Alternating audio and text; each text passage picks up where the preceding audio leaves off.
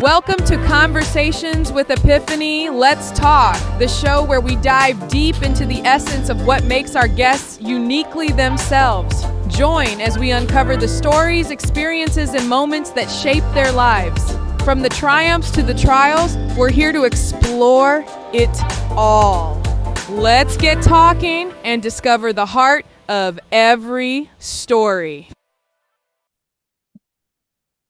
Hello, welcome in everybody to another Conversations with Epiphany. I am so glad to be joined by Nastasia, who is a filmmaker based out in Texas. Thank you for joining me. Of course, thank you for inviting me. Yes, always. So what was your inspiration when first picking up a camera and start telling stories through film? So, I wrote a book and it's called Every Girl Deserves Her Flowers. And I was trying to figure out a way of, I was trying to figure out how could I stand out as far as book sales? How can I promote myself? And so I was like, maybe I can recreate scenes from my book. And so I picked up a camera and I did it and I fell in love. I was like, whoa, hold Right. on. Yes.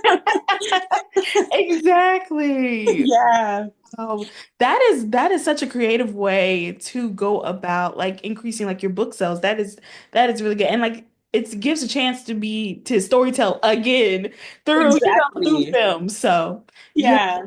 Yeah. You've created both narrative and community-driven content. How do you find that balance between art and impact? So art as in it's my vision. Um, I will study other films or I'm very much one of those people. I use the touch grass method. So just being outside and seeing my environment helps me with my art. But as far as impact, like you said, I'm very community based. So capturing the essence of the people in the city is how I combine the two. Um, my plan is to give exposure to everyone in the city who has something to tell, so that's how I balance the two. Right. And you're originally from Texas? Yes, I'm from Dallas, Texas, born and Okay. raised. Went to Okay. college in Lubbock for Texas Tech, and now I'm in Austin. Right. So that's beautiful to tell stories about like essentially like your community. So I think that's really Yeah, so when you think about your work or what emotions or messages do you want your audience to walk away with? I really want people to feel seen as because my web series, The 512, we follow somebody with bipolar 2 disorder and OCD, and her fiance has PTSD and depression. So I really, especially in the Black community, I feel like we don't see Mhm. those, especially bipolar. I feel like we don't really see how that presents again amongst our women and our Mhm. men. And so I really want people to feel seen and also know that it's okay to Mhm. seek medical attention for what you're going through. And also, as far as showcasing the community, I feel like in Texas, we don't get a lot of representation as Mhm. far as like TV shows being based here. Everything Mhm. is in California or New York. And so I want Texas people to be seen and be like, oh, I can literally travel to this place and go try this place. So Right. that's what I want people to take away. Exactly. Always has, it's always a place for the arts, room for the arts. So I think Exactly. that's very important. So what part of filmmaking do you enjoy the most? Is it the writing, the directing, the producing? What brings you the most fulfillment? Directing for sure. Writing is fun. Right. Producing is cool too, but directing, helping my vision come to life and walking people through how to bring that to life is Right. amazing. But I Right. also like being in control. So Right. Right. yeah. Right. So speaking of that, being in control, how do you start your process when you think of a new idea to tell, or developing a new story or short film from scratch? What does that process look like for you? Girl, my thoughts are rapid. They are so rapid. I'll be cooking and it suddenly I'm like, Mhm. hey, Mhm. so Mhm. and so can meet this way and the storyline can go this way. And I'm like, shoot. Right. And I'm like, wait, I need to write that down. I also give all the glory to God. I feel like none of my thoughts are original, which there's not an original thought really, but I feel like all my ideas come from him and I think it and then it comes into fruition. So there's not like I don't do anything specifically. It just comes to me in a moment, or I'll see something and be like, I want to recreate that. Are you a people watcher? Yes, Yes, yes, I love people watching. yes, yes. That's true. Like you know, like when like the creative process is like I watch people, or like when I read like other authors' work, they're like for example, the American Marriage. Hmm. That author, she talked about how one day she was at the mall and she overheard a conversation about a woman who her husband was incarcerated and how that kind of, got her start with writing her book. And and that is so true. Like I people watch, or I think like, how do I want to introduce these people to the world? You know what I mean? Right. So yeah, Yeah. yeah, that's really cool. Yeah. You approach the chemistry building between your actors and keeping like your set as authentic as possible. So, that's a really good question. So, I will have game nights. Like, I try to be friends with my actors, and so I'll invite them. I'm like, y'all want to hang out with my homegirls? We're gonna go do X, Y, and Z. Y'all want to come? Mhm. I just try to get to know them and bond with them that way. Right. And keeping it authentic, I actually, besides my main actor, I don't require anybody else to actually act. It's a Mhm. lot of improv. I'm the only one acting. It's like I give them a scenario and it's Right. real reactions. So it makes everybody comfortable on set, and it's worked. It's worked Right. so far. So Right. I like that. Like, like you get like the authentic self, but yes. I love that. It seems like it just like it looks so good on film. Like it'd be like, oh, like and then you think like the person like Hmm. watching it is like, was that were they acting or was it like did it feel like it's just that Exactly. like it's just that real? What is one creative risk that you have done that paid off for you in the long run, in the long scheme of things? So I think the most creative risk I ever taken was so there's events that they're all over my page. I think one of my pinned videos is one of the events I hosted. So or not just hosted but coordinated and created. But um, I will have, because she's an event planner, Mhm. I throw real events to put Mhm. in the series. And Right. so when I have these events, again, I'm the only one acting. Everybody else around me is just like, oh, there's a camera and there's her and like Mhm. we'll talk or whatever. But I think that's the biggest risk I took because I'm like, what if this doesn't work out? What if people interrupt my cameraman? What about audio? All of these different things. And I executed it well. It Mhm. came out well. And now I keep doing these events and Right. it just looks so good on camera. You just get to see the essence being captured on camera. It's so beautiful. And I'm glad I took that route. And Right. now it's opening up other doors for me. So Right. outside of filming. Yes, that's great. Like sometimes it just takes like that one risk of like, you think like, oh my gosh, like what if this? And then it just turns out just amazing? Right. Um, Yeah. yes, always. So how do you think, I know we talked about this a little bit, but how do you feel like the Austin film scene is evolving for independent Black filmmakers? So I'll be honest, and Mhm. maybe I'm just not as tapped in because I've only been doing this since last November. Um, but I don't feel like there's a lot of black filmmakers in Austin. I've met some in Houston, I met some in Dallas. There's some who go to UT Austin college, but then they move away. I met one girl, but she lives in Houston now. I don't know any black filmmakers in Austin. I think our voices still need to be heard. I think there's a lot of progress that needs to be made. And I think the black people who are here just need a direction. They don't know where to start. Right. Um, and that's where I come in. I want to be the middleman for that. So Right. hopefully people see me and they want to work with me and we can collab on, a film or something. Exactly.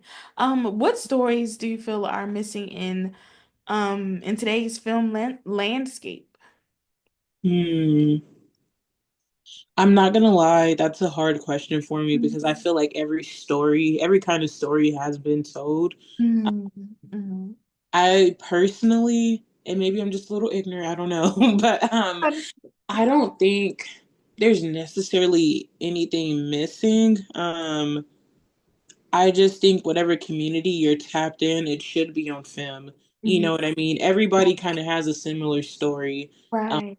But I think showing those authentic stories are great. It's at least my favorite thing to watch. But yeah, Right. Yes, I love the films where it's like a little like I don't know like I don't know the word I don't know the wording for it like but it has like this raspiness to it this version like where it's I don't know like how to explain it but it's professionally made but it has this cut to it where it just feels like just so natural like and homey. natural just authentic Yes. like just has that thing about it where it's like oh like it's just like it gives like like gives like true storytelling. Like Yeah.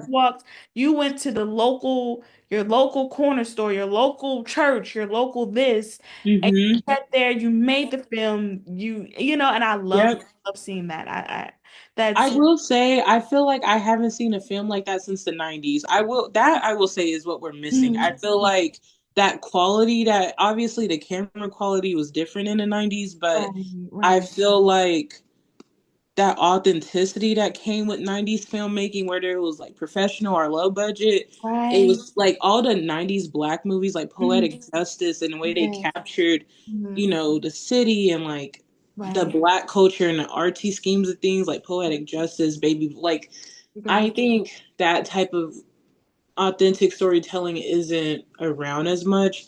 I Mm, think the most modern day thing we have to that is maybe Insecure, because mm, she gave LA a spotlight. Like people mm, go and visit those places that she put in right. her series. So So true. um yeah, Right. yeah. That that is so true. Like, it's a staple. Um, Hmm. important. What has been your proudest moment as a filmmaker so far? My proudest moment is again, so my goal with this 512 series is to Mhm. give Black locally owned businesses promotion. Mhm. And so far, I've been giving like a lot of spotlight to local musicians and artists and stuff. I recently found this R&B group, Oh, three Black men. mhm. One plays a saxophone, and they're based in Austin. You don't see that. And Wow. so giving these type of people a platform and just I think that's like my biggest accomplishment is bringing all these people together and showing it in a nice cinematic visional way. It's so beautiful. It's really beautiful, and like I've been able to capture the emotions in that room. It's just it looks so good. Yes.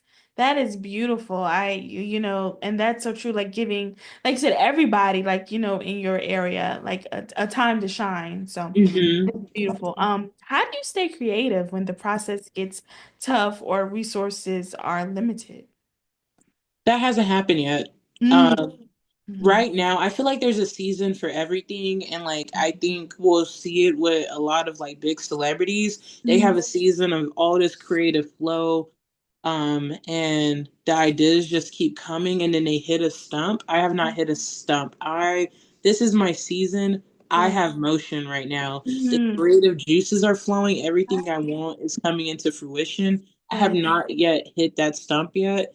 I'm Mhm. very much I'm in my flow right now. Like It's I'm in beautiful. my flow right now. Right. And that's beautiful when you like just you can stay in a creative headspace. And I Hmm. think that is, when creating, that's the most like important thing to do. Exactly.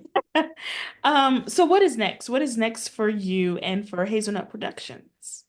The next big thing is a release of my web series. I'm gonna imitate like the Emmys and the Oscars and all of that. It's Mhm. gonna be a black tie red carpet event. And we're just gonna showcase my web series and go from there. And yeah, yeah. That is really good. And and like you said, like the jazz group, do you like to incorporate music in your films as well? Yes, from local musicians only. Right. Um Mhm. Right. and people up and coming artists like on TikTok, I'll musicians will pop up and I'll DM them and be like, hey, can I use your song in my film? And they're like, yes, of course. And yeah, so it's That, all up and coming artists. It sounds so good. It looks so good. It that's looks so good. Yeah, I love it. It's beautiful. Like you just like you're putting Austin on the map. So that's I am. making. So that's great. Well, I appreciate you for joining me today. I appreciate you guys for watching Conversations with Epiphany, and I'll see you next time. Bye-bye. Bye.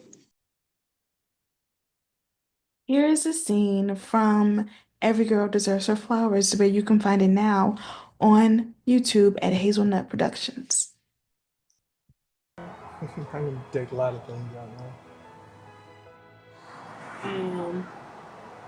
Anyways, you're not gonna need any stitches. Just make sure you put some ointment on there and keep it clean. Just wash it out. You'll be okay. I'm gonna go home.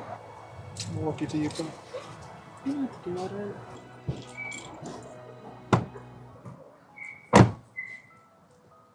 So I'm gonna see you at the baby shower, right?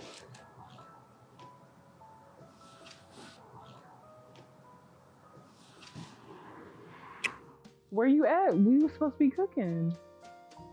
There ain't no we and I. I'm cooking by myself. I'm stressing over here by myself.